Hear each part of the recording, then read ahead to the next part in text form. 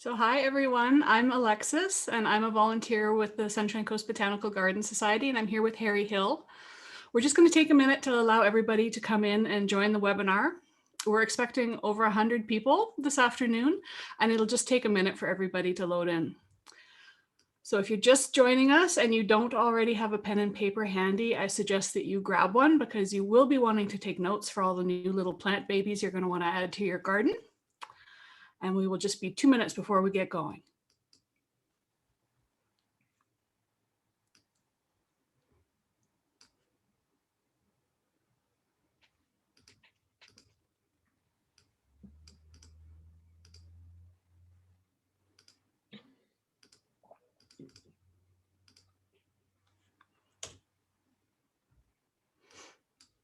Okay, I think that we're about there with everybody here. So again, hi, my name's Alexis. Welcome. Thank you so much for sharing this rainy Sunday afternoon with us. We're very excited about this first webinar for the Sunshine Coast Botanical Garden Society.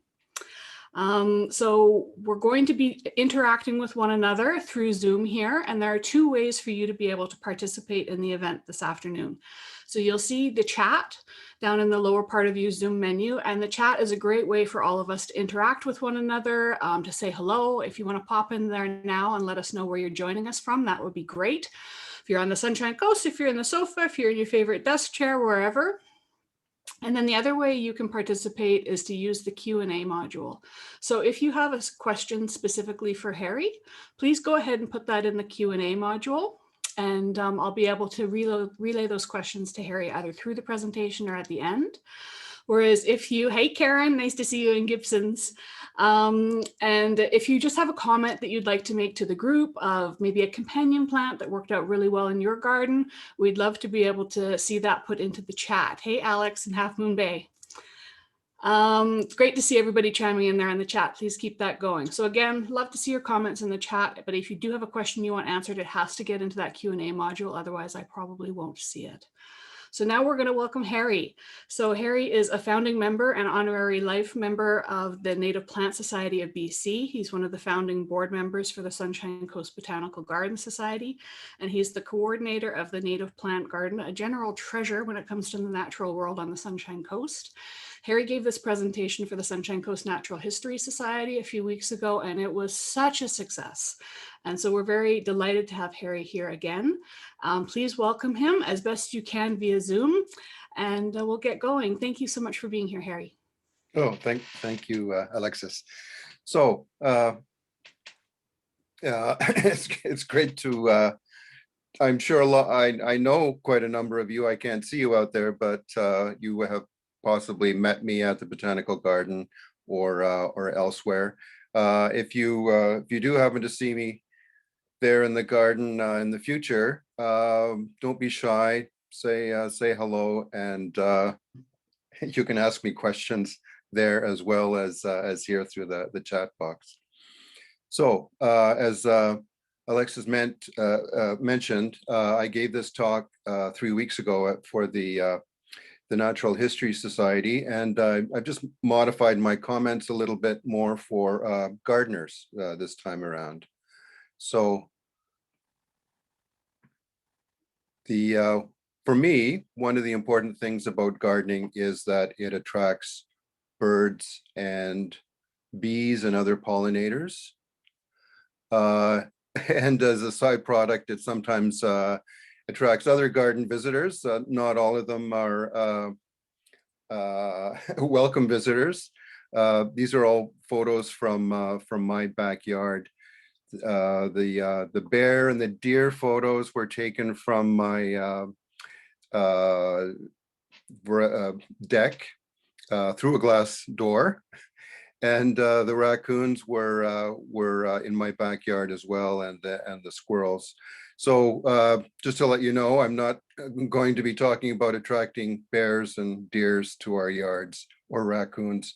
I'm going to mostly be talking about attracting birds and pollinators.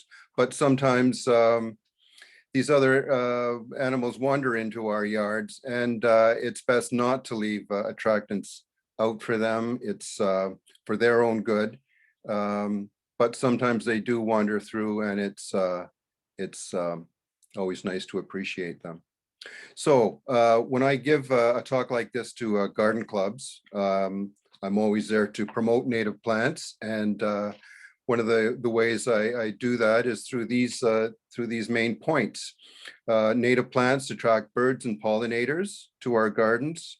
They are beautiful, useful, and they have I would say, a more natural look than a lot of the exotic plants that you would normally see for sale at garden centers. They've evolved in our climate of wet winters and dry summers. And so they can survive without additional water during the summer. They also connect our garden to the greater environment outside our property, which I think is an important thing, because that means that our properties are part of the Sunshine Coast. It means that we haven't secluded our property away from the natural environment where the birds and butterflies and bees live. We are creating an interconnected space. So I'm going to be talking about how I would go about creating an ideal home landscape for wildlife, particularly birds on the Sunshine Coast. I'm going to talk about the best native plants for your home garden. I'm going to be talking about some of the plant species that you can include in your garden to attract hummingbirds. And you'll probably want to plant them near your deck or somewhere in your backyard where you sit out, where you can appreciate hummingbirds come and enjoy these flowers and other plants. I'm going to talk about best garden practices for wildlife. I'll also mention a few invasive plants to avoid when planting your garden. And then at the end, I'll mention a few books that you might want to look for if you want to go forward with these concepts that I mentioned.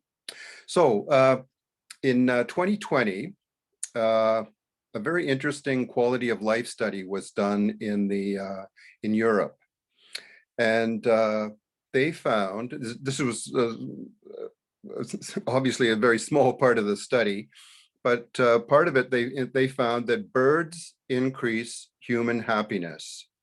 And of course, we're talking about Europe, which is a fairly densely populated landmass where maybe they don't have the same number or diversity of birds that we still have in North America.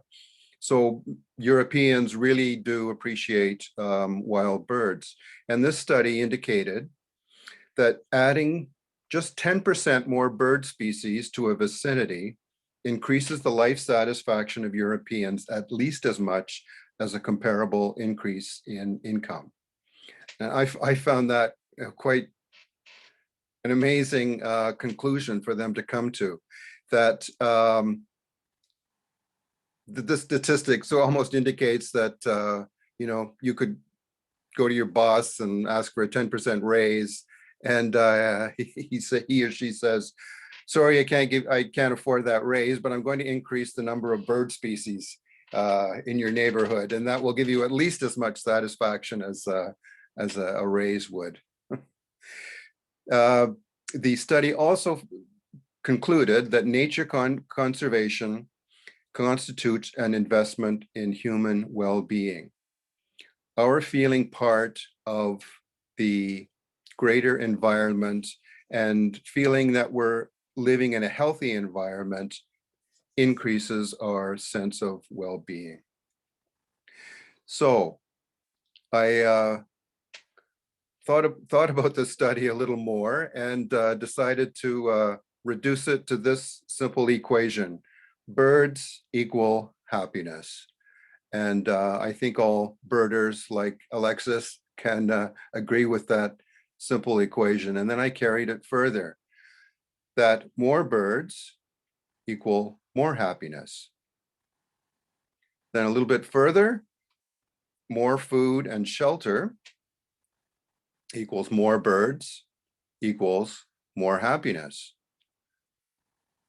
And in the same way, greater diversity of plants equals more diversity of birds. So if we're looking for a yard that includes a greater variety of birds, we want to increase the biodiversity in our gardens, because greater diversity of plants and food sources equals greater diversity in the types of birds. So one way that that we can increase that biodiversity is increasing they call edges in our gardens. We can include perennial beds, we can include shrub borders and trees.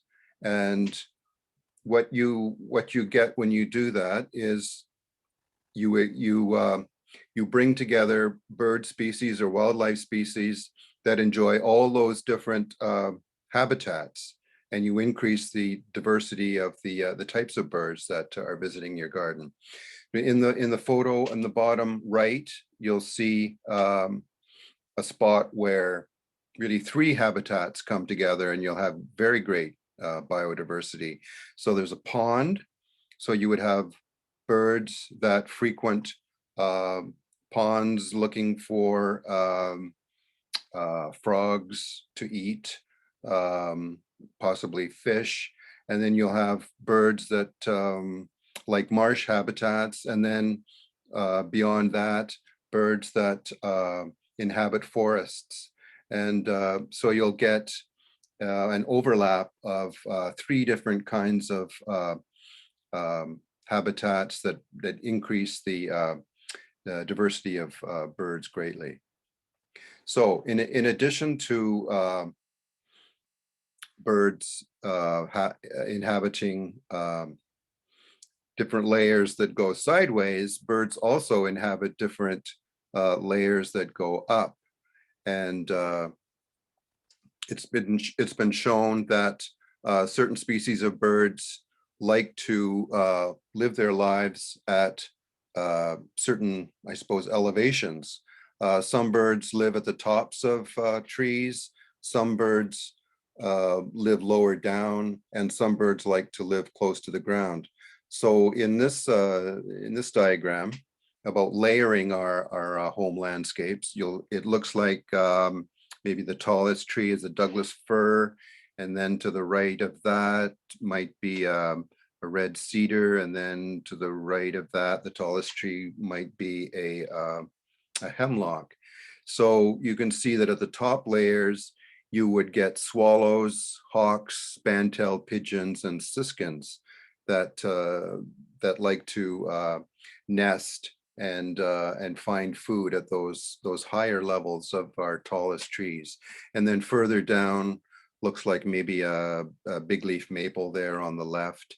And you might find owls, nuthatches, jays, kinglets, woodpeckers, chickadees at that level. And then going down, you're going to find more birds that are interested in flowers, I suppose. And then below that, the birds that you'll find on lawns, or even ground nesting birds like towhees, and wrens. Wrens tend to be fairly close to the ground. So it's important, if you want to increase the number of species of birds in your yard, that you include as many of these layers of vegetation as you can. So Harry, we've had a question come through. Yeah, sure. And the question is, I assume it is important to consider native plants first. Can you speak to that? Yes. Thank you. So I'm mostly going to be talking about native plants today, and then I'll talk about how species of plants that may be from Europe or even Asia that are related to our native plants, if you already have them, you may not need to replace them. But if you are looking for example, a crabapple tree, if you don't have one at this point, I would suggest you go for a Pacific crabapple. But if you already have an ornamental European crabapple, maybe you don't need to add a native crabapple. But anyway, so I'm going to go through my list of native plants that are used to create a layered garden. So the top layer would be the upper canopy layer. And as I mentioned in that diagram, that would include Douglas fir, grand fir, western hemlock. And those three, of course, western red cedar would be another example, but red cedars are having such a difficult time on the Sunshine Coast and elsewhere in coastal BC that if you don't have western red cedars on your property now, perhaps it's not the best time to plant them, because they are so stressed by our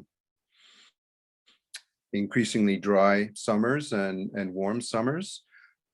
So if you have western red cedar, keep it, but otherwise the conifers are important for the height that they provide, and also for the food that they provide for quite a number of birds through the cones and the seeds that are found in the cones. If you want a shorter native conifer, I would recommend a shore pine, which is fairly common on the Sunshine Coast. They may get to be about 40, 50 feet in height, so not nearly as high as Douglas fir. And they also, of course, provide food for wildlife in the form of their cones. We had a question come through about white spruce and whether or not that's one of our native species here. Is the white spruce native to the West Coast? It is not native to the Sunshine Coast. That's a very northern tree. Okay. So I think you'd probably have to go, maybe they start in the caribou, white spruce. Okay. Yeah. So the only native spruce we have on the Sunshine Coast is the Sitka spruce, which you could certainly include in your garden, but it tends to prefer rather wet areas. So if you have that it would be good. It also seems to like to be right on the coastline here. So if you want a spruce tree, I guess you could go with a Sitka spruce. So some of the taller deciduous trees we have here include the big leaf maple. And the photo on the left shows the spring flowers on the big leaf maple, which are extremely attractive to all pollinators. They are just full of pollen and nectar. And when the big leaf maples are blooming, bees tend to abandon every other flower that's blooming at that time and go to the maples. So if you're a beekeeper, you would certainly want to have some big leaf maples in your yard. Red alder might not be a tree that you would think of planting, but it is actually very important to our ecology here on the West Coast. And I just wanted to say that it's important to include a lot of trees with deciduous leaves, because they are definitely favored by insects, particularly caterpillars, as a source of food. And of course, what do birds eat? So certainly seeds and fruit, but mostly they eat insects. And one of the reasons for the decline in birds in North America has been the war on insects that has been waged in North America and elsewhere in the world through the use of pesticides, the alteration of habitat, farming systems that don't allow for, that are just designed for monocultures and don't allow for other species that insects rely on.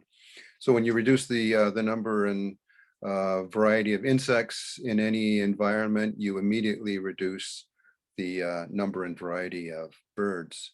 So when you're thinking about what plants to include in your garden, please think about plants that have deciduous leaves. I know a lot of nursery centers garden centers really push a lot of Asian plants that have evergreen leaves and aren't eaten by insects, but you're, right there, you're including things in your yard that will have no wildlife value at all. So when you see things like tent caterpillars, don't get your torch out to burn them up. Just think about maybe poking some holes in the nest so the birds can get at them. And when you see caterpillars here and there, don't get out the pesticide. Leave them there for the birds to eat. Even birds like chickadees that eat a lot of seeds and fruit still need access to insects to feed their young in the nest, because all chicks will eat almost 100%. Their diet is made up of insects alone. So anyway, back to our layering our garden. So a nice sub-story tree shrub in our environment here is I think is the vine maple. And I'm sure if you've walked in Stanley Park and other places in Vancouver or the North Shore or Fraser Valley, you've seen vine maples, which is a very close relative to Japanese maples. And they also have interesting flowers like our big leaf maple. The flowers are very attractive to insects. The leaves are very attractive and turn color in the fall. And the leaves are eaten by insects also. And I find vine maples give a nice airy feel to a forest situation. Another nice West Coast tree to include as a sub-story tree in your backwoods is the Cascara. It can tolerate quite a bit of shade, although it can also live in full sun. Gets about 30, maybe 40 feet tall after many years. It provides not showy flowers, but it has flowers that are attractive to hummingbirds. And those flowers later become juicy black berries, I guess you would call them, which are loved by robins and many other birds. And as you see in the photo on the right, the tree turns a beautiful kind of caramelized yellow in the fall. So Pacific dogwood is obviously a beautiful and important tree in our woods. It flowers in May, usually here on the coast, and it's very unusual in that it will often rebloom in late August or early September. The fruit are these clusters of almost like red berries, with each one with one seed in it, and those are very attractive to robins and many other birds. I just wanted to say, if you go to a garden center and ask for a Pacific dogwood, they will often steer you towards something called Eddie's White Wonder, which is a hybrid between our native dogwood and an eastern dogwood. And unfortunately, like many hybrids, the flowers are sterile, so they don't have pollen for pollinators, and it doesn't produce any fruit at all for birds. So it does have attractive flowers, but it has no real wildlife value, as many hybrids, like many hybrids. Very versatile tree that's fairly common on the Sunshine Coast is the Pacific crabapple. It has fragrant clusters of white flowers in the spring, followed by small red and green fruit clusters in the fall, and they often will hang on the tree through till January. Birds seem to hold off on eating the fruit until it has been softened by the rains and the cold. And a very similar tree is our native black hawthorn. Again, fragrant white flowers in the spring, this time black fruit in the fall.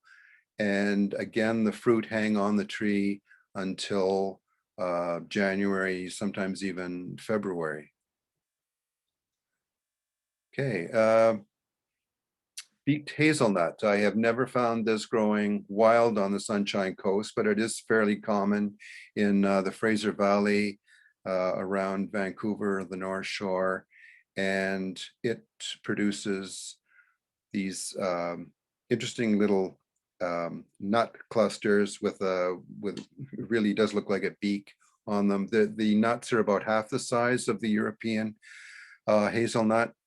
You will see hazelnuts on the Sunshine Coast, but my experience has been that they are all escapees from gardens. They are European hazelnuts that were planted by pioneers here some years ago and have spread. But even though they're not native, they are really enjoyed by jays and squirrels. For example, in Mission Point Park, there are 2 or 3 old European hazelnut shrubs, and they are covered in hazelnuts in the fall, and the jays go, and the Douglas squirrels go crazy for them. So here on the left is our friendly Steller's jay, and he's eating an acorn from a Gary oak. I took this picture on the right in Uplands Park in Victoria on one year when it was a very good year for acorns. Acorns contain a huge amount of food value for birds that are able to eat them. And they include, of course, Steller's jays, band-tailed pigeons, a few other species. You could consider planting a Gary oak, but they do take quite a few years before they start producing acorns. At the botanical garden, you might know that the property was once a tree farm, and the nursery owner planted many pin oaks and eastern red oaks, and they are quite large now and have been producing acorns for quite a few years. And every September, when those acorns ripen, we get an invasion of Steller's jays, and the local Douglas squirrels go crazy, collecting the acorns and then stashing them in holes in trees where they think they're going to remember to go back and collect them during the winter. But we often find in wood chip piles or leaf piles, places where the jays have stuffed the acorns and they sprout in the spring. So if you are lucky enough to have an oak tree, native or not, on your property, you know that it's very valuable for wildlife. So, and also, if you're lucky enough to have an arbutus on your property, you know that the arbutus is probably one of the most valuable wildlife tree species that we have. A healthy arbutus produces masses of these little bell-shaped white flowers in the spring, and bumblebees especially go crazy for them. They must contain a lot of pollen and nectar. And then in the fall, you get these big clusters of orangey red berries, which all sorts of birds feast on.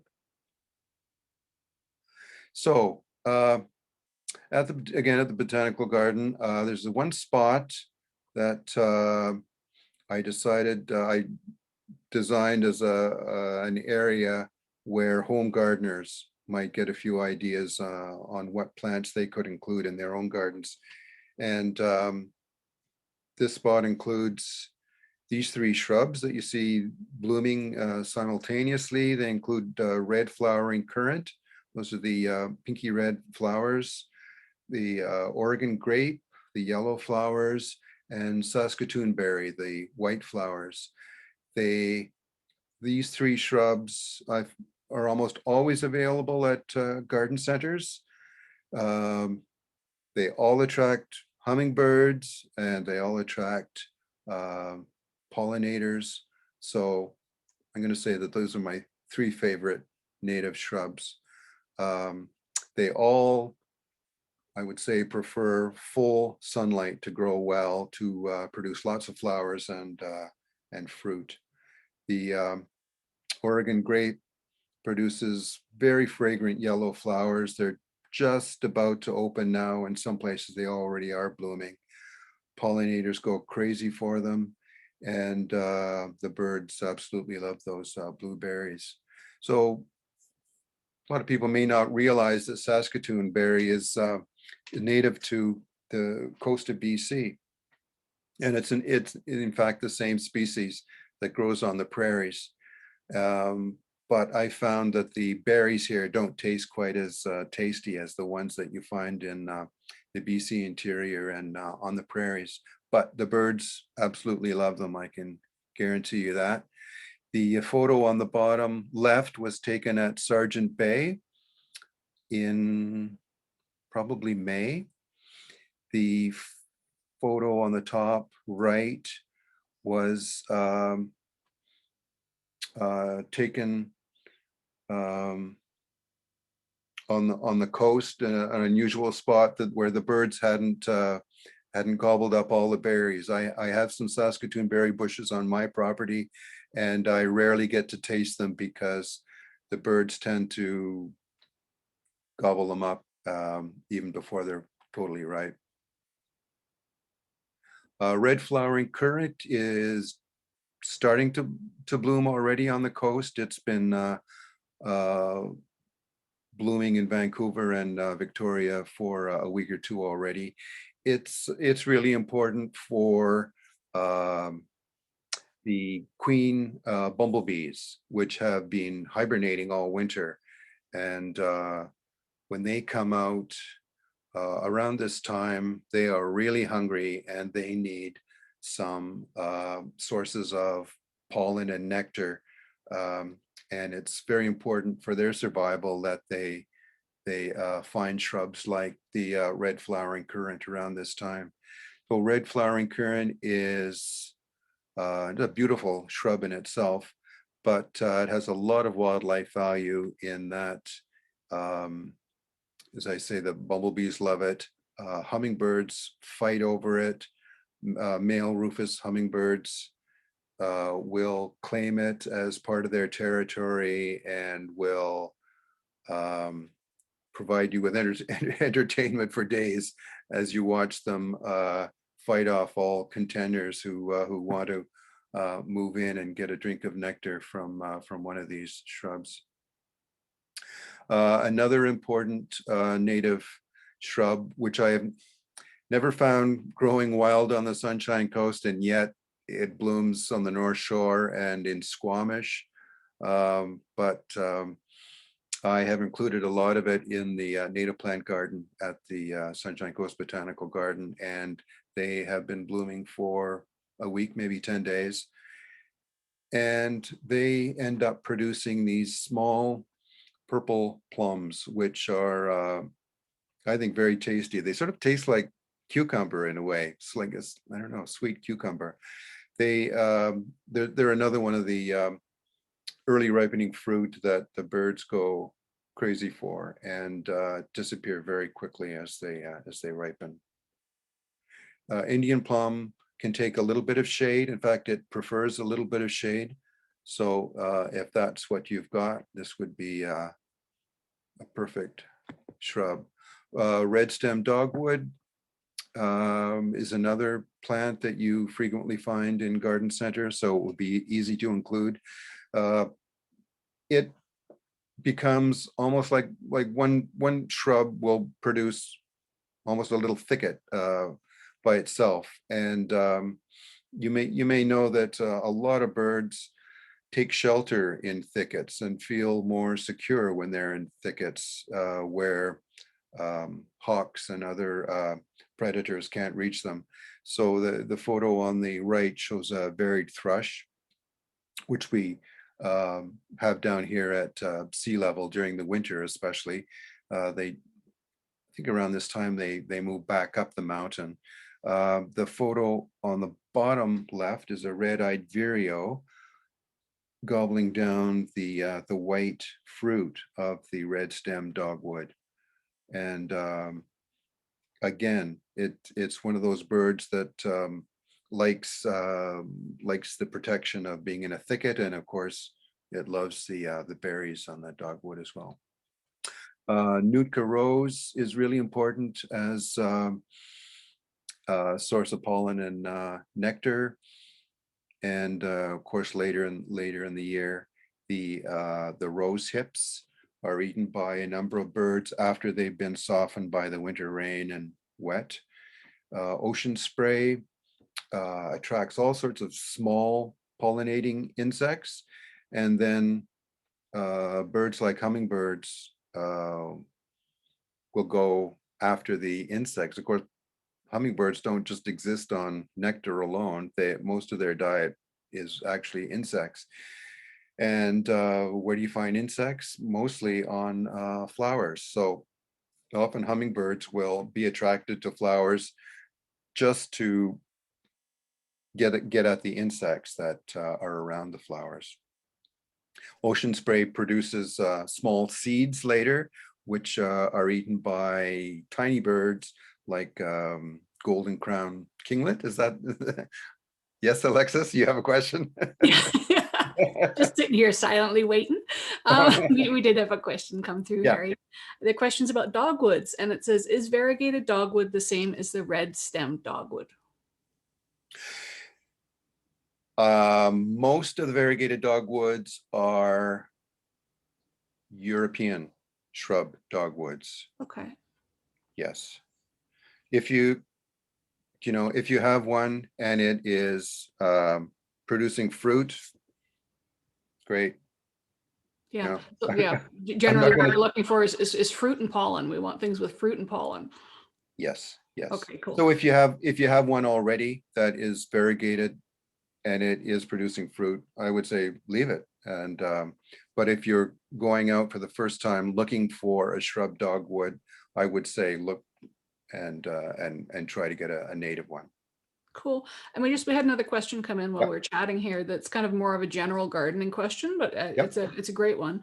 Is there any value to leaving aphids, or should I wash them off my plants? I leave them so that the birds can come. Yes. Yeah. So of course it depends on what the aphids are on. If they're on your broccoli or food plant, I would wash them off with a hose. But if they're on anything else, I would leave them there, and they will be eaten by other insects, which are then eaten by birds. Yeah, perfect. And then you've got the complete cycle. If you wash the aphids away, then you've broken the cycle. Yeah. If you and people are getting chatty now, which is awesome. We've got another questions about, are any of these shrubs deer resistant? Okay, let me think. Some of them, is that fair?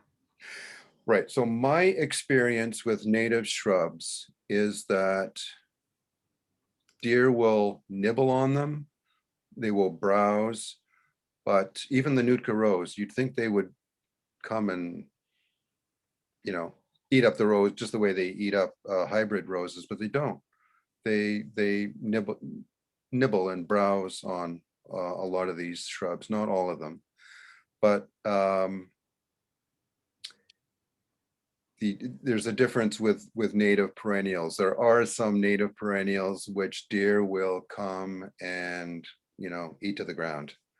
And I'll mention trilliums, for example. You can't grow trilliums if you have deer, because they will get one taste and they will be going after them forever.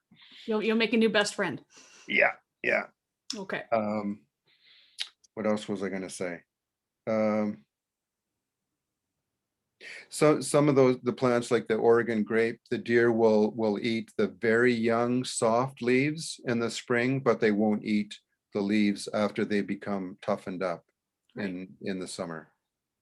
Yeah. So like just about all well, let me think. Okay, deer won't eat Indian plum. The leaves have a slightly funny taste to them, smell. Um, they will nibble on the red stem dogwood, but like again, um, they'll all survive. It sounds like kind of a more, with the exception of Trillium, a more balanced interaction. Yep. That they'll nibble a bit. We'll let Yep. you continue on. Thank you so Okay. much. Okay. Some shrubs for light shade. I think everybody on the Sunshine Coast is familiar with these two, red huckleberry and salal. Um, if you've got any shade at all on your property, you've probably got red huckleberry already.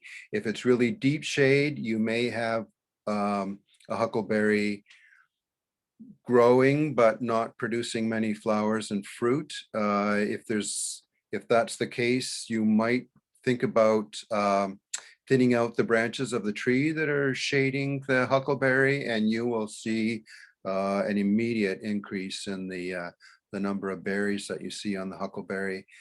And the red huckleberries, I think, are about the first fruit to ripen in this area, and the birds go for those little red jewels like crazy in June, usually early June, they start to ripen.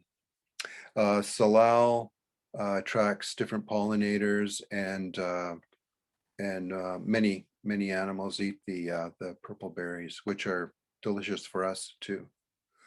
Evergreen huckleberry grows all up and down the Sunshine Coast, but is never common anywhere, except for Texada Island, which is a really odd thing. On Texada, evergreen huckleberry is almost as common as salal. It will grow 4 to 8. Around Tofino, you'll see evergreen huckleberries that are growing 12 feet tall.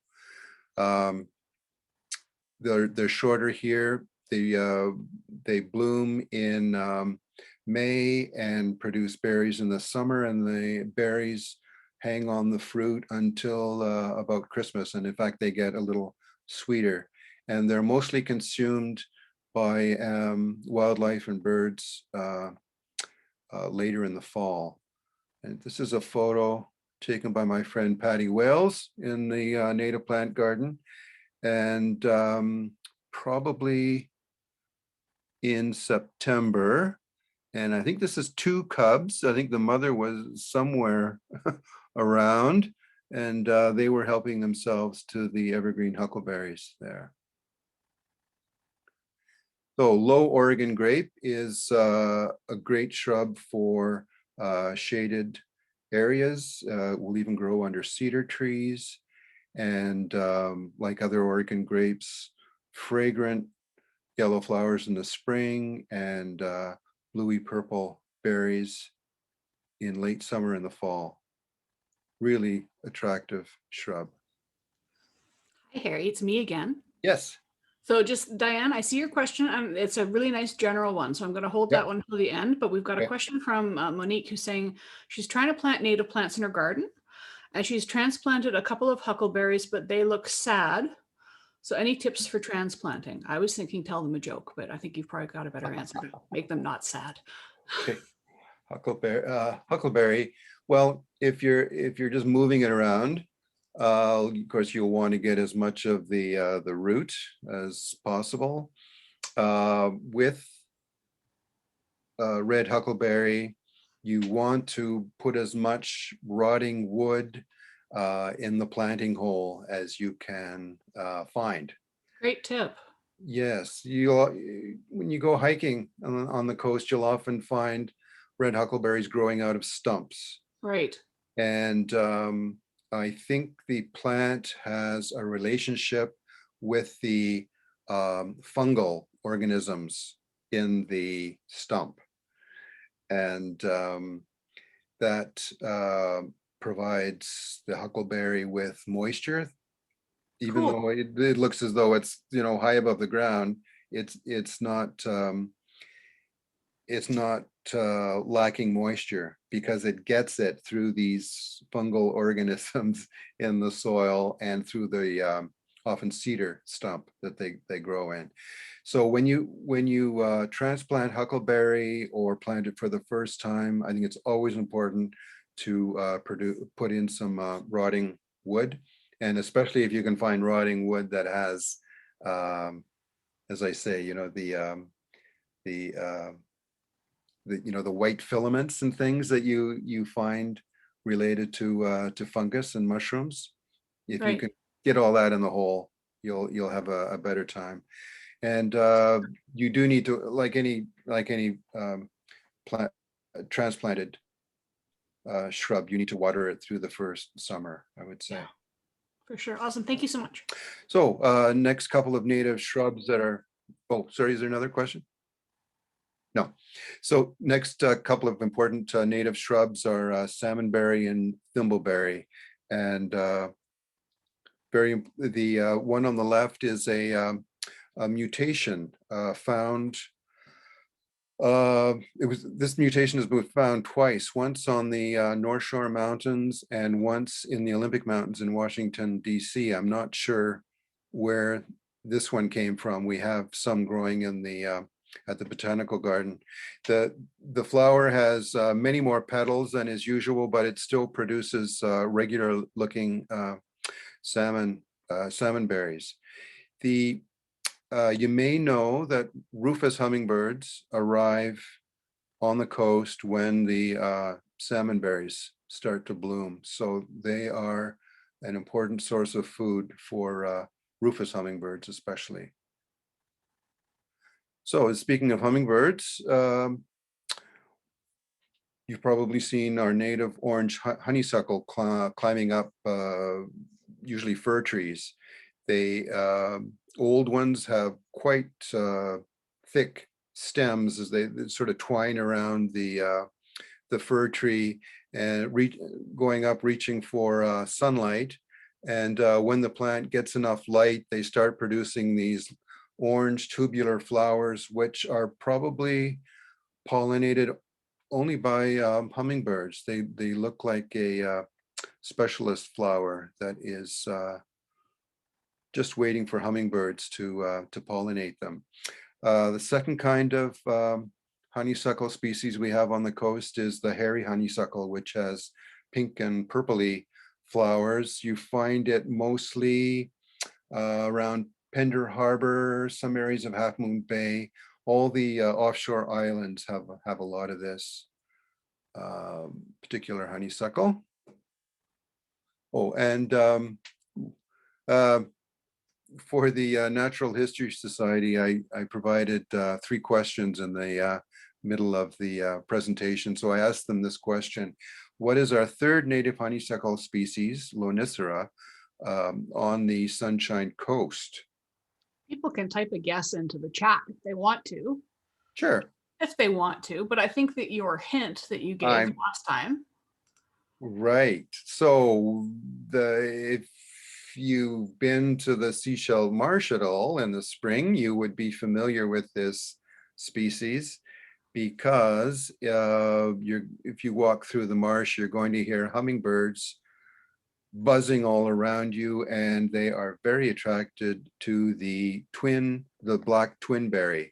There we go. That's we had one guest come in. Thank you for trumpet flower, but it's actually the black twinberry down at the marsh there. Yeah. So it's sometimes called the twinberry honeysuckle as well. But anyway, it has these double tubular yellow flowers, which must contain a lot of nectar because hummingbirds go crazy for them, followed by these very juicy black berries, which a variety of birds go for. So, Mother Nature. Got one question. Oh, yes. One question for you, Harry, if you don't mind. We got a question about sourcing these plants. and about where to find them on the coast, particularly in regards to your thoughts on digging them up from the wild. That's tempting, but it's not a good idea, is it? It is not It's really not. ethical. No, so where So, should we be finding these? so as I mentioned, those my three favorite native shrubs, the red flowering kern, Oregon grape, and Saskatoon berry, are available at most garden centers on the coast. Cool. If you want to get beyond that, also some red stem dogwoods. And I'm looking through this list here, actually. Yeah, Arbutus. Sometimes garden centers will bring in a native Arbutus.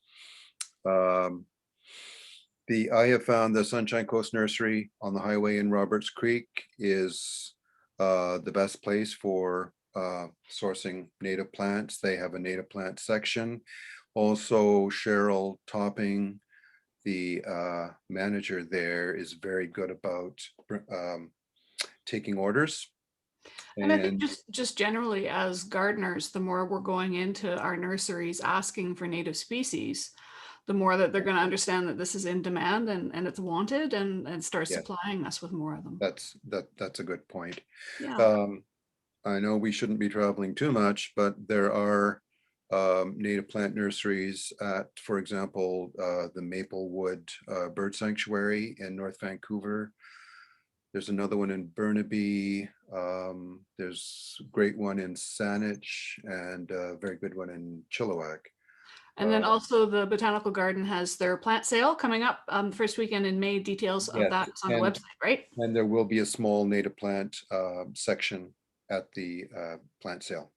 Cool. We'll let you carry on. Thanks, Harry. Okay, so yes, so Mother Nature in her wisdom has decided that there will be a succession of berries that ripen from spring through till winter, and thereby providing food for birds and other animals during that time. Also, within each plant species listed here, there is enough genetic diversity that some red huckleberries might start ripening 2 weeks before others, and therefore, others will finish ripening 2 weeks later, so that it creates a whole lot of overlap here. But generally speaking, birds really go crazy for the very first berries to ripen. So if you were planning, if you were really getting serious about this, you would want to include some of these shrubs and trees that would provide months and months of food to the birds that you're hoping to attract.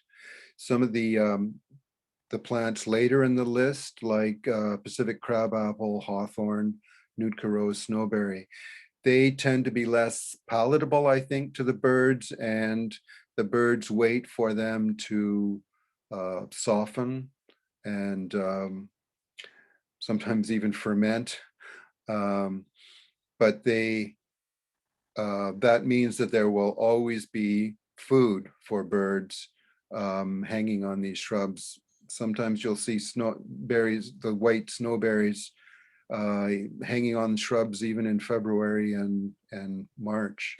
They're kind of a last resort food for some birds, but it's important to have them.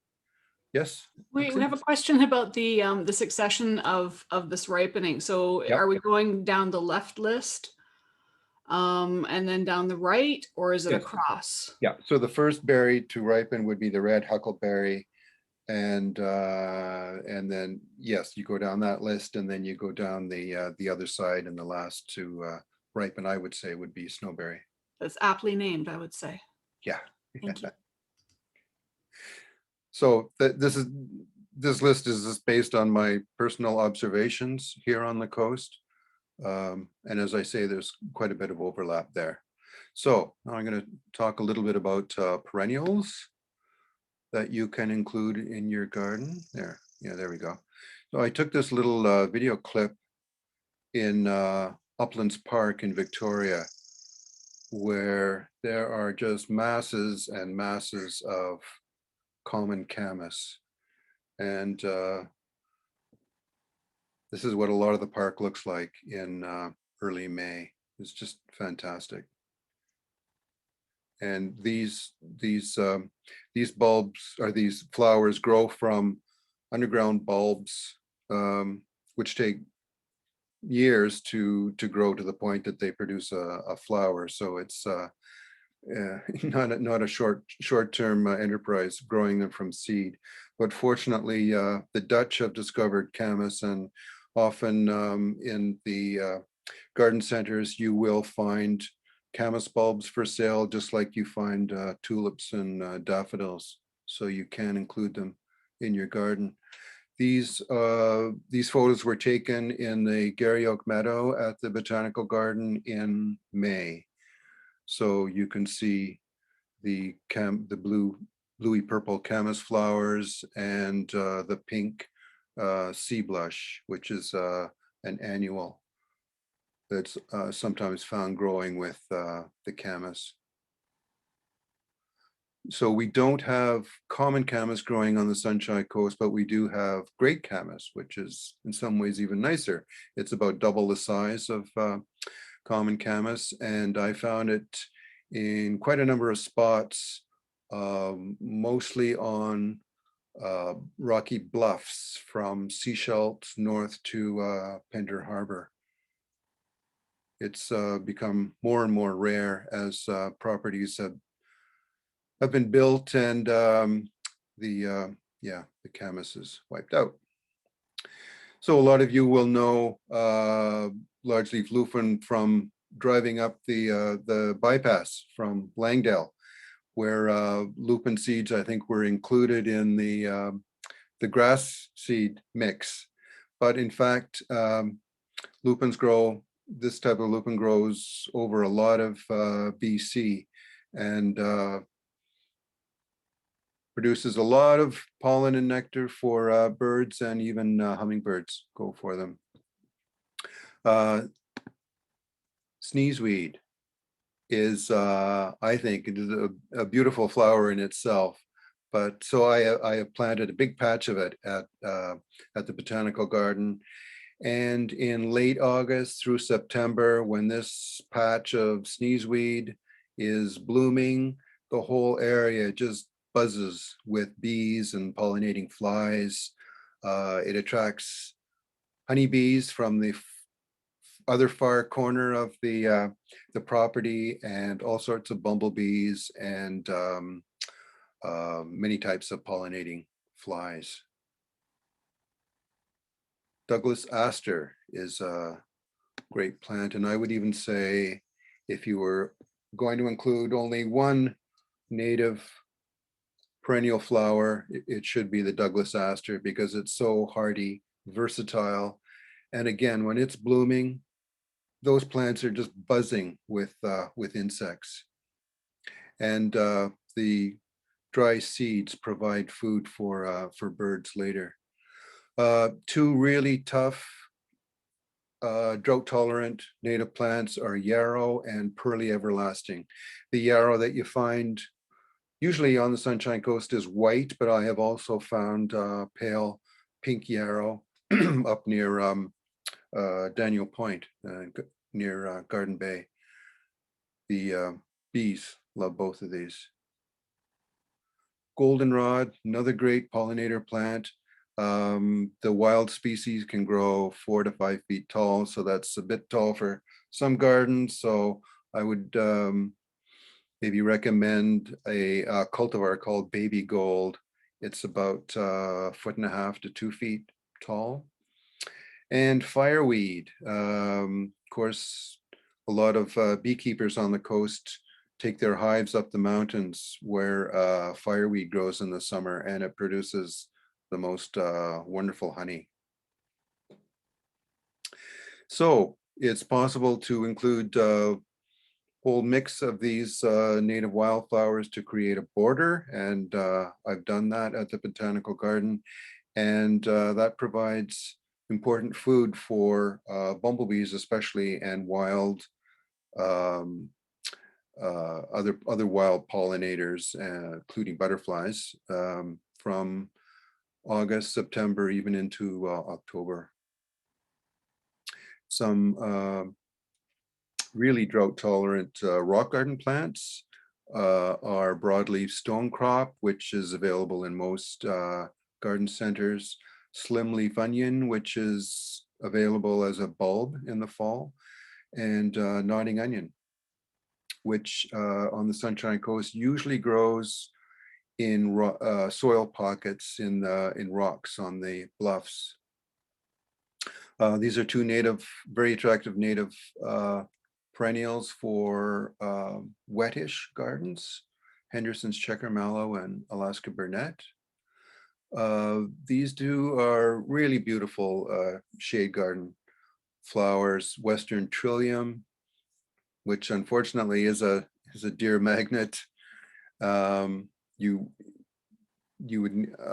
got some growing now, and I'm working out a cage to protect them from the deer. The deer don't seem to eat the native bleeding heart, so you can grow as much of that as you want without fearing the deer. Okay, this is another question I thought that somebody in the Natural History Society would guess, but It's way too tricky. I think it you is just kind need to of tell everyone, put them out of their misery. it is kind of tricky, and it helps if you know a little bit of botanical Latin, I guess. But the question is, which native wildflower has a common name that references one kind of bird, a scientific name that references a second kind of bird, and is mostly pollinated by a third kind of bird? And then we've just got huge insight into like what you're coming up with before you're doing your presentations. Oh, wow. Okay, go ahead and tell us, Okay. because nobody's going to guess. No one's going to guess it. No one's going to guess this one. You have to be a complete plant nerd. Anyway, the answer is the Red Columbine. So the common name Columbine comes from columba, which is Latin for dove.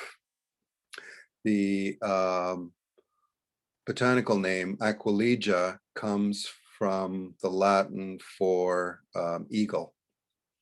And of course, columbines are mostly pollinated by hummingbirds.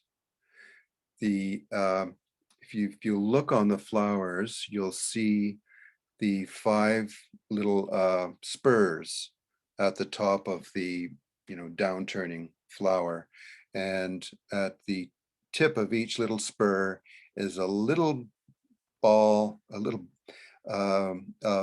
nectar. And of course, the hummingbird has the long bill, which the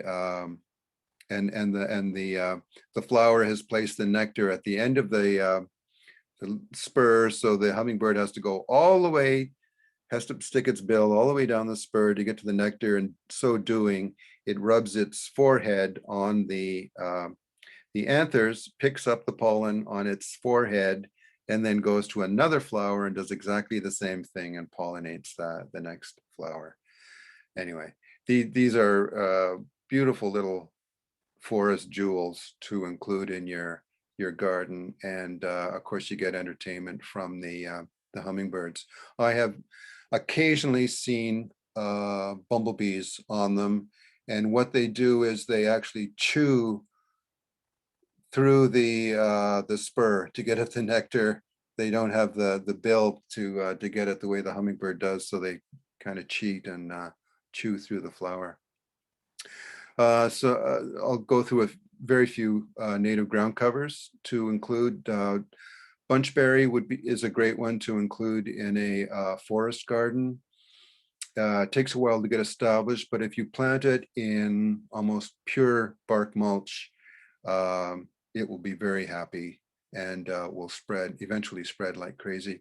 And it produces these clusters of berries, which are eaten by ground birds and squirrels and mice and all sorts of things. Twin flower is a very attractive evergreen ground cover with fragrant little flowers in spring. Very attractive. Wild strawberries, of course, produce flowers for the insects, and then tasty berries for small mammals and birds. Kinnikinnick, again, flowers for the pollinators and fruit for wildlife. People in Seashell may wonder why Kinnikinnick Park was named that when there's no kinnikinnick growing in it. I certainly wonder that. You will find it growing on coastal bluffs on the coast.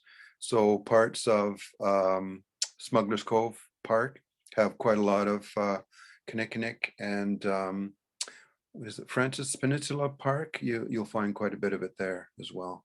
So it is a plant for rocky, dry, full sun situations. Sunflowers. So if you just take away one thing from this webinar, it could be plant sunflowers. You may not realize, but annual sunflowers are native to BC. The photo on the left was taken near Merritt, BC.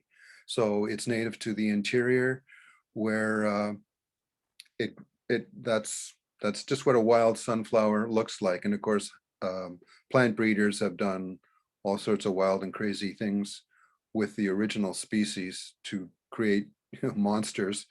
But all of them, even the ones that the plant breeders have created, are great to include in your garden. The photo on the right is the type that we usually include in the excuse me, the vegetable garden at the botanical garden. And they're great because they keep producing these smallish sunflowers as side branches, and all summer into the fall, and then they are pollinated by the honeybees, which are right next door, and by bumblebees. And the plants produce small, if you use a bird feeder, they look like oil seeds, and they attract so many, juncos, chickadees, Stellar's jays, goldfinches. Absolutely love these seeds. We get a lot of goldfinches at the vegetable garden in late summer. And if you grow a lot of them, of course, you can pick the seed heads and save them until the winter, and then put them out then for your birds to eat. But they are just the best things for all sorts of pollinators and bees. And they're so easy if you have a very sunny spot to grow. And the deer don't eat sunflowers. So The yeah. deer don't eat sunflowers. That's good to The know. I deer didn't do know not that eat one. sunflowers. Yes. Cool. There was a Yeah. question of was that a specific variety of sunflower that you showed us? It was originally, but we saved the seeds, and I don't know what it is now. Fair enough. So, but when we're going to grow our own sunflowers in our own gardens, we're looking for the ones that include pollen, because that's quite popular for Yes. them becoming pollenless now, because they're a neat, tidy table flower, but it's not so good for the wildlife, right? That's a good point. And It's your point. I'm just reverberating. oh, okay. I was going to steer people toward, well, a lot of seed companies sell sunflowers. West Coast Seeds especially has a great variety of sunflowers. The really tall ones tend to produce only one big flower that has larger seeds, which are more attractive to jays and larger birds like that. The ones with the multi heads are smaller seeds and are eaten by a greater variety of birds. So that's, to me, more important. And the fact that the plant keeps producing flowers over many weeks, makes them more valuable, I think, as food. Sounds good. Thank you. Okay. Yeah, thanks for remembering about the pollen. Okay. So planning for butterflies. So there's just so much to learn about butterflies. Most butterflies will only lay their eggs on particular species of plants. So some kinds of swallowtail butterflies lay their eggs on willows only, or some butterflies lay their eggs only on nettles, or we don't have monarchs here on the coast, but monarchs only lay their eggs on milkweed plants. So you can grow these plants as food sources for butterflies, and they will definitely lay their eggs on them. But any kind of butterfly will go to my experience is any butterfly will go to almost any flower as a nectar source. So there's a lot to learn about this, and at the end of the talk, I'll give you the names of some books where you can read up more on butterflies. And also, Alexis told me that Rand Rudland and Tony Greenfield are going to give a talk on butterflies. Terry. We don't have a date set, but Rand and Tony are going to be giving us a presentation on butterflies and dragonflies of the Sunshine Coast. There's a lot of information about kind of just the life cycle of them and what variety we have. So that's coming up. Right. So if you want to attract more butterflies to your garden and want to provide food for them for their whole life cycle, you will want to read up on which plants to include to attract particular kinds of butterflies. So I wanted to say, I think hummingbirds are just so fascinating. I wanted to have a little section on them. So rufous hummingbirds are arriving right now on the coast. As they always do, on the salmonberry and red flowering currant shrubs start blooming. They migrate up from Mexico and I believe Central America, as far south as Central America, along the coast, following the blooming of these shrubs. And of course, salmonberry grows all the way up into Alaska, and rufous hummingbirds are found, all up the Alaskan Panhandle and into Alaska. Then after they have, I believe, 1 or 2 broods, and it gets hot and dry down here at sea level, they migrate up into the alpine flower meadows and live off those flowers, and then follow the mountains all the way back south to Mexico in the fall and winter, and just repeat that process all year. This is a list of native plants which are important for hummingbirds as sources of food. Of course, these are all sources of nectar, but hummingbirds also are attracted to any flowers where they can find insects as food. And of course, hummingbirds also eat a lot of spiders, and they will actually pick spiders off spider webs and consume them themselves or bring them back to their little chicks. If you want to be entertained by hummingbirds through the summer, you'll want to include some of these non-native plants also in your garden. I have a big cluster of Crocosmia Lucifer, maybe 15 feet from my deck, and it starts to flower in midsummer, blooms for 3, maybe even 4 weeks, and hummingbirds fight for this flower, and it's very entertaining. The Crocosmia and the red hot poker are both from South Africa, where there is a group of birds called sunbirds, which have very long beaks, just like our hummingbirds. And so they evolved to be pollinated by sunbirds. And it just happens that hummingbirds, which are only native to the Americas, have similar beaks, and so find these flowers really attractive too.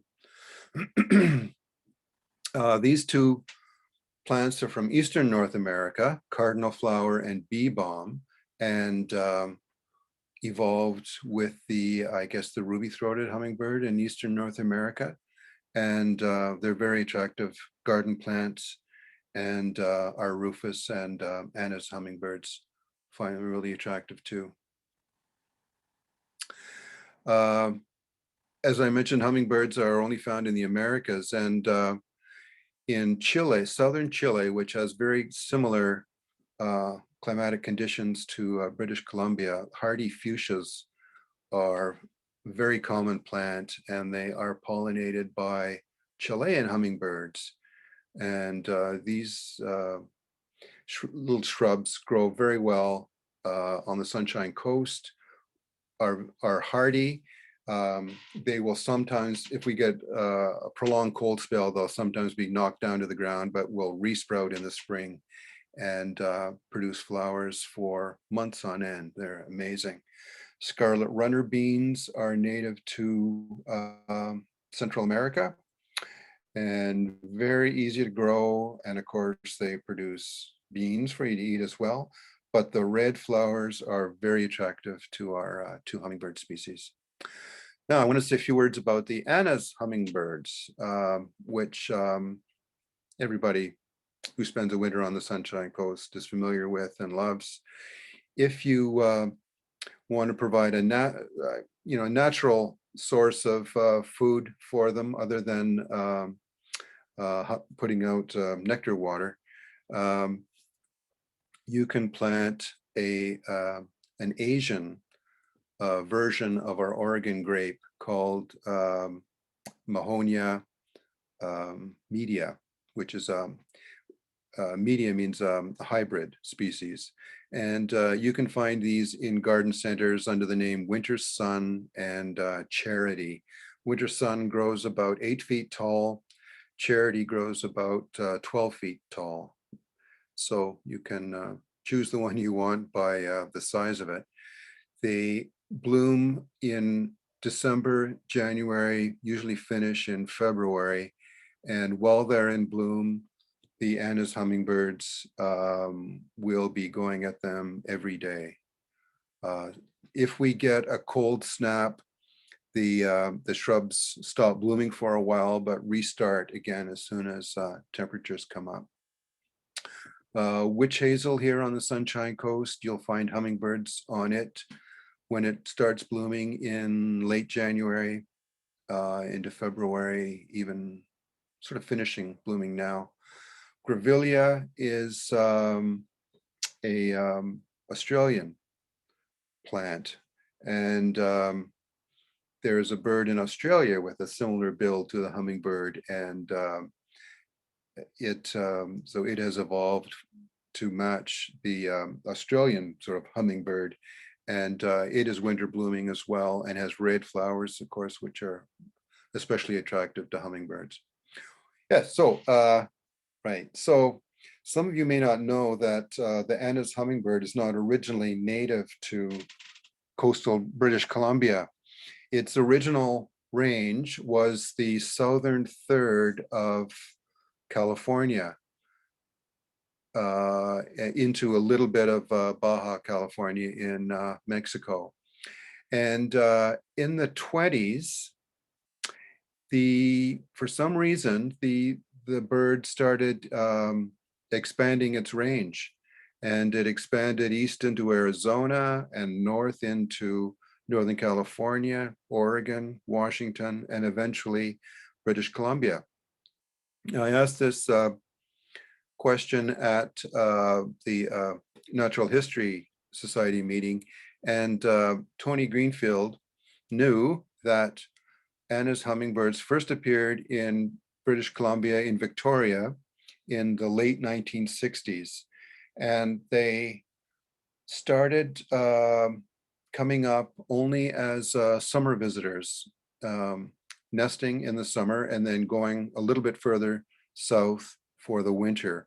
Anna's hummingbirds tend not to migrate very far, unlike Rufus hummingbirds, which migrate from Alaska down into Mexico. Anna's hummingbirds tend to reside all year in one spot or migrate only a short distance.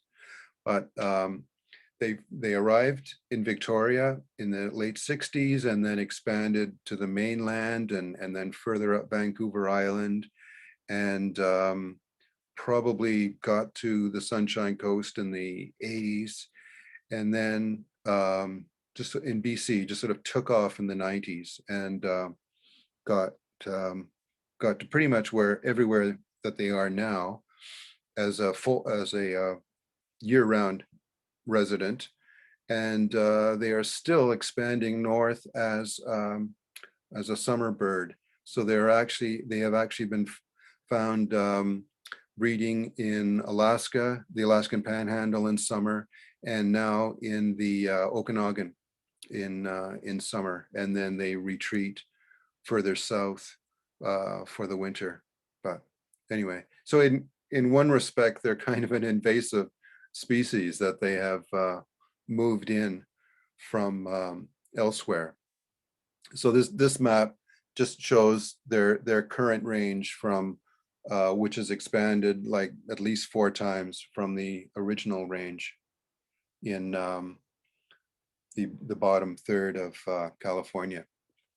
So sort of summing up here, I would suggest with this knowledge we have now about what plants are valuable to wildlife, that you take a walk around your garden and evaluate everything that you've got in your garden in terms of its value to pollinators and its value to birds. So in this photo, there's a lot of hydrangea, and can be a beautiful shrub, but I have never seen an insect on a hydrangea in my garden, and I have never seen a hydrangea with a fertilized seed. So, and I don't see insects on my hydrangeas. So it's a very attractive shrub, but I wonder if it has any wildlife value at all. So you may want to rethink how many hydrangeas you have in your garden. Of course, you should sort of reevaluate your garden every year in terms of how plants are performing. But now look at things in terms of what is important for wildlife and what is simply important for aesthetic value only. And then of course you have to add sentimental value. If you've got your grandmother's lilac shrub on your property, you're not going to chuck that for something else.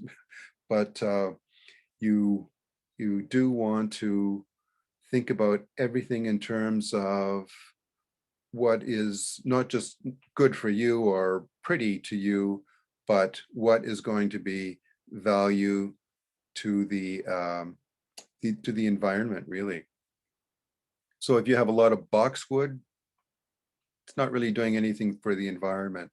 A lot of juniper, it's not really doing anything, or ornamental grass. So anyway, it's very subjective when you do this, but it's worth doing. So a few gardening practices: absolutely no pesticides. We want insects. I know some people think insects are icky, but they are really important to the planet, really, and especially to birds. Lawns are really deserts in terms of wildlife value. So you'll want to reduce the size of lawn and increase the number of shrubs, I would say, or flowers. When you rake up the leaves in the fall, don't just take them to the greenway stump. As much as possible, just try to push them off to the side and use them as mulch. And I guarantee that all winter you'll see birds like varied thrushes flipping through those leaves, looking for insects and grubs and food. Be a bit messy. Don't deadhead all your flowers. Leave some of the seed heads for the birds in the winter. Leave some rotting wood here and there for insects to eat and for woodpeckers to go and tear apart looking for the insects. Birds love brush piles, so think about including brush piles here and there. Brush piles tend to attract insects, and the birds go into them looking for insects. Leave rough edges around your garden for ground nesting birds. It was about 3 years ago, we had a class of elementary students at the botanical garden helping us cut back blackberries. And one of the students found this wonderful towhee nesting in a little area off the lawn, and brought me to it to have I got one photo of the towhee, and then she took off. But I then got a photo of the eggs in the nest, and I hadn't even realized that towhees nest on the ground. So think about including areas for nests like this. If you have to take down a tree on your property, think about leaving some of it as a snag or a wildlife tree for insects, and then subsequently woodpeckers. The photo on the left was taken at the Horticultural Center of the Pacific in Victoria, where you can see this wildlife tree has had a lot of use from pileated wood and other woodpeckers. It's provided food for a lot of different animals. The photo on the right was taken at Maplewood Bird Sanctuary, and you can see they put around the tree a squirrel guard to protect the bird's nest on it. But that snag will also be attractive to woodpeckers. So the stumps can be really valuable for wildlife as food for insects and then woodpeckers, and also as places for insects like mason bees to lay their eggs. A lot of people don't realize that mason bees are native to the Sunshine Coast, but and in the wild, some people with orchards buy mason bees and mason bee nests, and it's quite an industry. But they are native here and would normally lay their eggs in holes in stumps like this, holes created often by woodpeckers. And if you wanted to, you could take a drill and just drill holes in a stump, any stump you have, and those holes will be used by mason bees. Photo on the right is on my regular morning walk, and it's just an old cedar stump where salal has covered it, and there's a fern and lots of red huckleberry. So if you have an old stump like this, think about planting some native plants in the stump or on the stump, and that will be a little refuge for wildlife. If possible, include a water feature on your property. We found that the ponds at the botanical garden attract whole different group of birds and insects, and are an attraction in itself. So I wanted to talk about a few invasive plants to avoid. Now, you may have heard of the British invasion in the 60s, where the beetles, led by the beetles and the animals, and even more appropriate to us, the yardbirds. Well, what we're experiencing now is the English invasion, led by the hollies. 3 species whose common name starts with English are a real problem on the Sunshine Coast. You can go hiking way up into the woods and you will find holly, laurel, ivy taking over big areas of our forests. And it's a real shame, because people keep buying these plants from nurseries, and they keep spreading and spreading and crowding out native species. So I would really ask you not to include any of these species in your gardens. There are lots of great alternatives, native and non-native, that aren't a threat to our environment like these three. So I'll invite you again to come by the botanical garden and walk through the 4 native plant gardens we have there. You'll get lots of ideas about what you can do in your own home garden, and enjoy some of our wildlife at the same time. The photo on the right was taken last July. These are 2 barn swallows that were nesting in the potting up area, and I just caught them there. The mother had coaxed them out of their little mud nest onto the top of the gate, and then 20 minutes later they were gone, and never to return. But just a wonderful moment that we can all enjoy in our own yards if we provide environments where birds can nest and raise young, and we can enjoy them, watching them do that. So also at the botanical garden, we often get visitors like great blue herons who come to eat our frogs, I believe.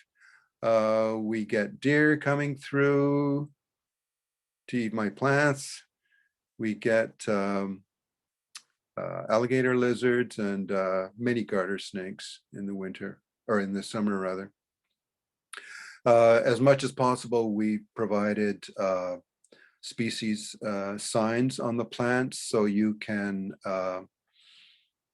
come and take note of what these plants look like. Of course, every plant doesn't have a name on it, but as much as possible, 1 or 2 specimens of each species will have a name tag. The garden is visited by school groups. This was last year about this time.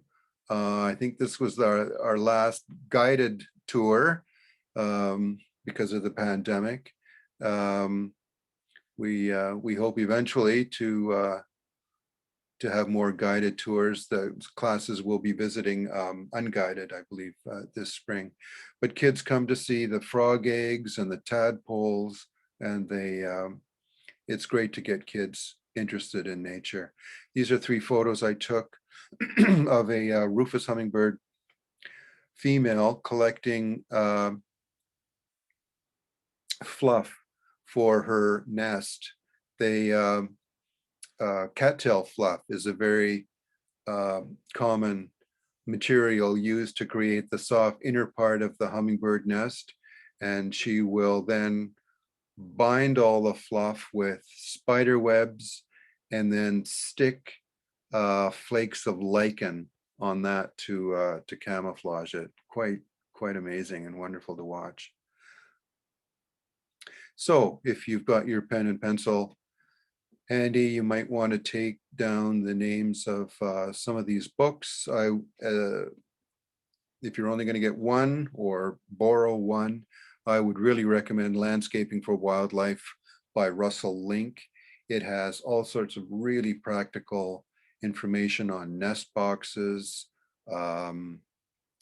which plants are used by which species of birds, how to set up bird feeders, all answers all sorts of wonderful questions. He lives in Western Washington, so all the information in the book is relevant to us. The last book, Plants of Coastal British Columbia, I think every household on the Sunshine Coast should have this book for identifying plants that we see while out hiking. And the book includes a lot of ethnobotanical information, which I find fascinating. And I'm going to recommend that you can order these books from any of these 3 bookstores on the Sunshine Coast. Tailwind Books in Seashell, Earth Fair in Madeira Park, or Reasons to Live bookstore on Gibson's Way in Gibson's. So That's wonderful, there Harry. we go. Thank Okay. you so much for that presentation. I know it's Okay. a bit of a vacuum presenting this way, you know, not being able Yes. to see people the way we're Yes. used to, but you did a wonderful job and gave us all so much information. I'd like to thank you so much for that presentation. And as everybody knows, this was a free webinar. If you did enjoy it, which I'm quite certain you did, I can see the numbers of everyone still here. We would appreciate a small donation to the garden next time you have the opportunity to do that. You can do that either by going to coastbotanicalgarden.org and go to the Donate Now button, or next time you're up at the garden, you can just drop a little something off. And we do have more webinars coming up. So next Sunday, I'm going to be following this up on one on birds and bird watching.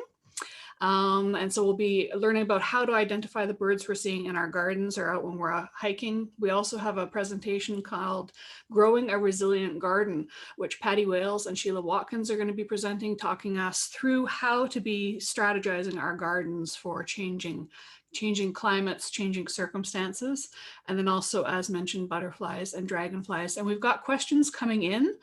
We'll try and get as many answered as we can. Okay. So I'm going to start off with one kind of general question that came in a little while ago. Is it possible to transplant moss from one rock to another? And if so, what is the best way to prepare the new location to ensure it attaches and thrives? Oh boy. So, what about the yogurt trick? I've heard about the yogurt trick. yes, I have tried the yogurt trick and I'm not sure it really was successful. The yogurt trick is that you clip some bits of the type of moss that you want, and put it in a blender with some water and yogurt, and create sort of a green green slurry, and then paint that on rocks where you want it to grow. Some people say it works. I have not had success with that. I have had a little more success just taking small pieces of moss and putting that, matching up I think the most important thing is to match up the conditions. Right. So if you want moss to grow in deep shade, you're going to look for moss growing in deep shade and take just very small pieces of it and stick them where you want it to grow, and if it's happy, it will grow, and if it's not, you chose the wrong moss. I think that's pretty sage advice for gardening in general, which I'm Yeah. very slowly learning myself. So we have another question asking if you have any comments on California lilacs. Pollinators certainly love it when it's blooming. Yeah. Yes. If you want to go to any other region to adopt plants for the Sunshine Coast, going south to Oregon, California would be the way to go, because that area has very similar conditions to here. So California lilacs have a long blooming period. They when they are blooming, it's you hear the insects buzzing on them.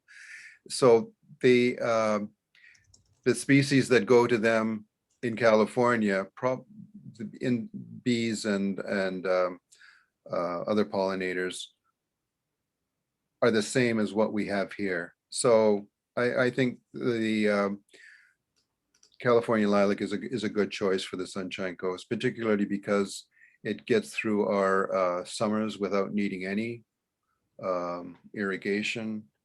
Blooms for a long time. Cool. You might not know that we do have a species of Ceanothus on the Sunshine Coast.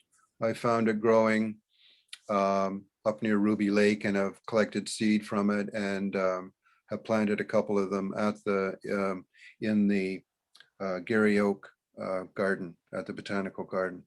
And these species have white flowers, but when they're blooming, again, the number of insects on them is just amazing.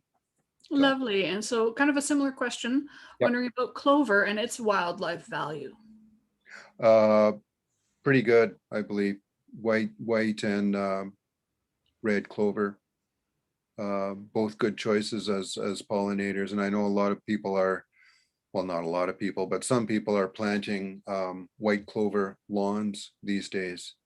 And that's a great thing to do rather than grass, because the clover will enrich the soil a bit and provide food for the pollinators. So yeah, go for Cool. And so it. Yeah, we've got a question, and I think the yeah, short answer is going to be, but the question is there a way to get the nurseries to stop selling invasive plants? I think yeah, number one, stop buying them and start educating your friends and family and peers about not buying them. yeah.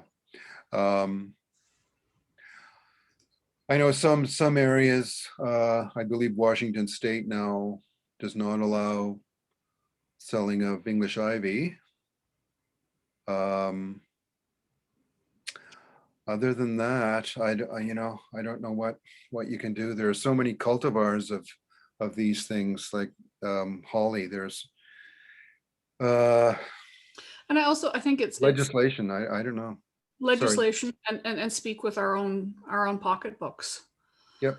Yeah. And so moss lovers, check the comments. We had a few things come through about what to do with moss. So there's some more info there, but we've got another question here that says, on some bluffs past Seashell, there's what appears to be a miniature arbutus shrub.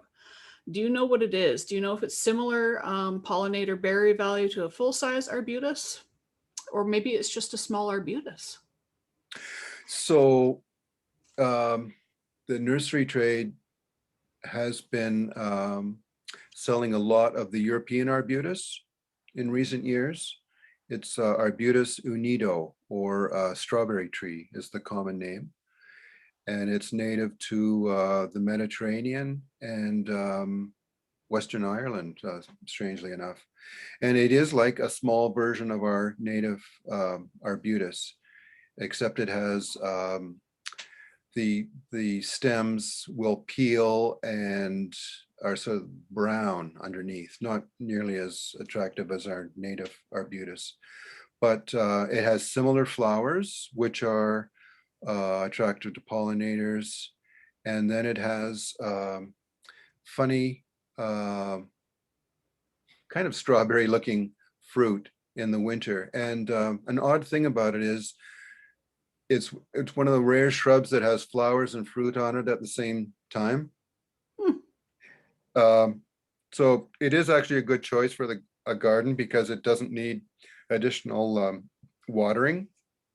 But I've never seen anything eat the fruit, so I don't know. Well, that gives a bit of a hint about what it might be, though. Our next question was about bird feeders. It says, yes. what's your view on bird feeders in yards in light of bears and also attracting rats, which apparently this viewer says are not so pleasant. Are there any bird feeders that you recommend? Yeah, we used to have a bird feeder here, and it did attract rats, so we got rid of it. Your bird feeders sound like they're shrubs, right? No, Things this with was berries. Yeah, no, this was a real bird feeder that we put bird seed in, and the seed that fell out attracted rats, so we just got rid of it. But there are problems that are caused by bird feeders. Unfortunately, if you don't keep on top of it, the seed can become moldy and become a health hazard to the birds. Last fall or last winter, you may have read about was a virus being spread amongst pine siskins. Salmonella poisoning with pine siskins, and that's still an issue. So pine siskins are small little dicky birds, large ball of them. They come like 100 at a time, and they spread salmonella through just contact. And so if they're coming to a feeder, then they'll do contact with that. So if you are feeding, you just have to make sure you're keeping your bird feeder very clean. Yes. Yeah. Sometimes if bird feeders are close to windows, that can be a problem because the birds at a feeder are startled. They will sometimes fly into windows and break their necks. I mean, there are problems. If you have a bird feeder, you really have to keep the bird seed dry. So as Alexi mentioned, yeah, mold can create problems, and salmonella and that sort of thing. But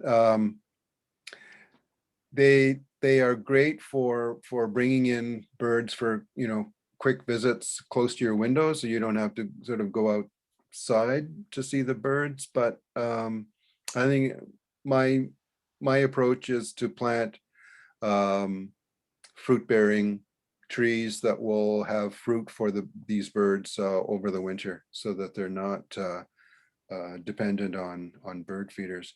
And another thing about the Anna's hummingbirds, the only way that these birds have been able to expand their range is because people have been including winter flowering shrubs in their gardens, but also because people have been putting out feeders for them all winter. So in a way, we've created a dependency on the part of Anna's hummingbirds, and I kind of worry about that a bit. When we do get these, they can forage a lot of insects, things like that. But you know, why do that when there's a nice feeder there, right? It's like fast food. Yeah, but in January, February, there's not too many insects for the hummingbirds, and if we get a prolonged cold spell, they die. Yeah, no, if you absolutely, for an Anna's, if you're putting out a feeder and there's a cold snap, you need to keep that feeder going. Yeah. So we're going to go with our last question here, which I think is really a lovely one. Oh. And this participant says, I have a new house with a neglected garden, and they're looking to get an apiary next spring and start a bee-friendly flowers this year. And they're asking you, Harry, what are your top 3 plants that you would choose to have near beehives? Oh boy.